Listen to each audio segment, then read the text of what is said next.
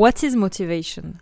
Firstly, to learn a bit more about this topic, I advise you to go check a great article about it that my flatmate Monica wrote. Link will be in the description box. How can we experience some changes in our motivation feelings during the volunteering process? And how the pandemic situation can affect us? Of course, when we came here, motivation was on the top. We were excited and a bit afraid, but so impatient to be part of this adventure, to meet new volunteers, and to have a great experience in our host organization.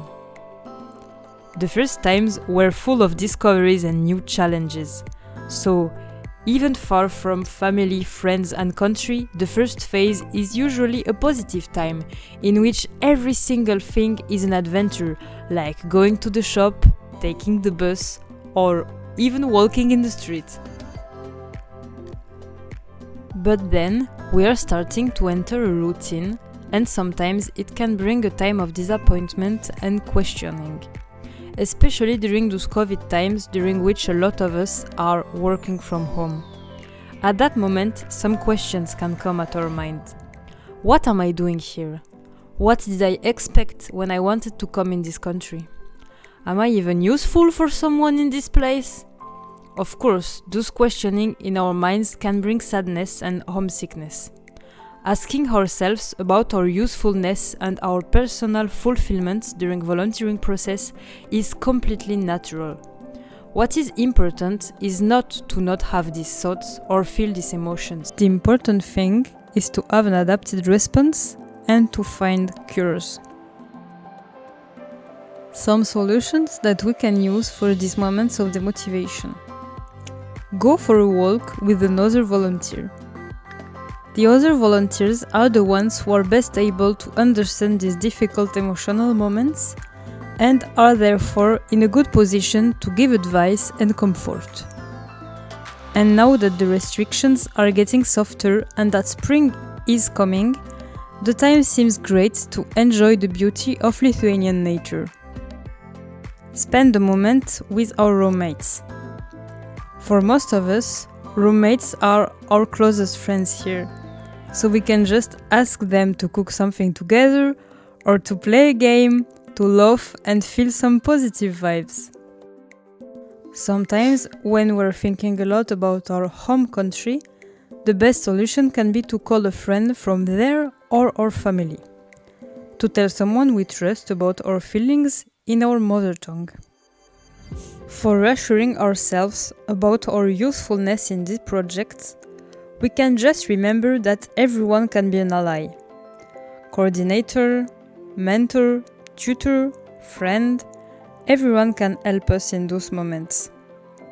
We can always mention our feelings and get a support during our reflection calls, for example, or during our one-to-one calls with coordinator. We can sometimes realize, by those talks, that even if our usefulness is not very visible and obvious, we are still important and valuable in our projects. If you are more an introvert person, maybe you will prefer to do something on your own in those hard moments.